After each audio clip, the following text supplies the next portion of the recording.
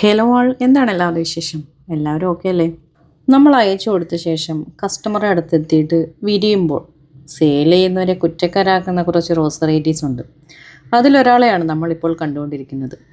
Summer snow റോസിൻ്റെ twin സിസ്റ്ററായിട്ടുള്ള അഹല്യ റോസാണിത്. നാടനിലും ബഡിലും ഒക്കെ ഇത് വരാറുണ്ട്.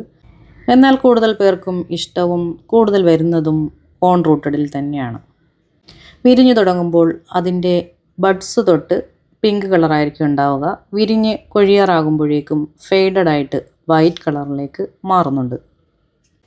എന്നാൽ നമ്മൾ ഇനി കാണുന്ന ഈ വൈറ്റ് റോസ് അഹല്യ റോസ് തന്നെയാണെന്ന് പറഞ്ഞാൽ നിങ്ങൾ വിശ്വസിക്കുമോ? ആർക്കായാലും വിശ്വസിക്കാൻ പറ്റില്ല.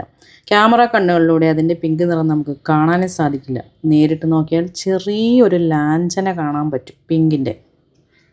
ഇതുപോലെ പലർക്കും ആദ്യം തന്നെ വൈറ്റ് കളർ വിരിയാറുണ്ട്.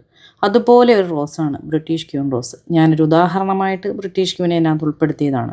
ബ്രിട്ടീഷ് ക്യൂൻ ഇപ്പോൾ ഈ വിരിഞ്ഞു നിൽക്കുന്ന, അതായത് അവിടുത്തെ തണുപ്പുള്ള സ്ഥലത്ത് വിരിഞ്ഞു നിൽക്കുന്ന ഈ പിങ്ക് ഷെയ്ഡ് നമ്മുടെ നാട്ടിൽ പലപ്പോഴും ഉണ്ടാകാറില്ല, എന്നാൽ ചില സമയത്ത് ഉണ്ടാകാറുണ്ട്. അതുപോലെ തന്നെയാണ് അഹല്യ റോസും. നമ്മുടെ കസ്റ്റമേഴ്സിൽ ഒരു 80% പേർക്കും നമ്മളെ നന്നായിട്ട് അറിയാം. എന്നാൽ ചില സംശയ കണ്ണുകൾ കൊണ്ട് നമ്മളോട് സംസാരിക്കാറുണ്ട്. ഞാൻ വാങ്ങിയത് അല്ലെങ്കിൽ ഓർഡർ ചെയ്തത് അഹല്യയാണ്, എനിക്ക് വരുന്നത് സമ്മർ സ്നോ ആണ് എന്നെല്ലാം പറഞ്ഞിട്ട്. അതിൻ്റെ വാസ്തവമാണ് നമ്മളിപ്പോൾ സംസാരിച്ചത്. ഇങ്ങനെ ഉണ്ടാകുന്നതിൻ്റെ മൂല കാരണം അത് ക്ലൈമറ്റ് ചേഞ്ച് തന്നെയാണ്.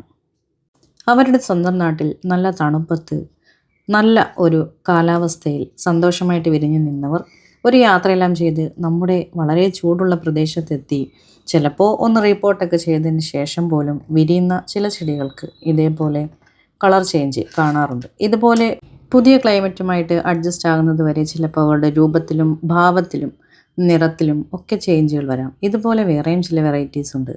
റീപോർട്ട് ചെയ്യുമ്പോഴുണ്ടാകുന്ന ആ ഒരു സ്ട്രെസ്സ് കാരണം കൊണ്ട്, അതല്ലെങ്കിൽ ക്ലൈമറ്റ് ചേഞ്ചിൽ നിന്നുള്ള സ്ട്രെസ്സ് കാരണം കൊണ്ടാണ് റോസാപ്പൂക്കൾക്ക് ഇങ്ങനെ സംഭവിക്കുന്നത്.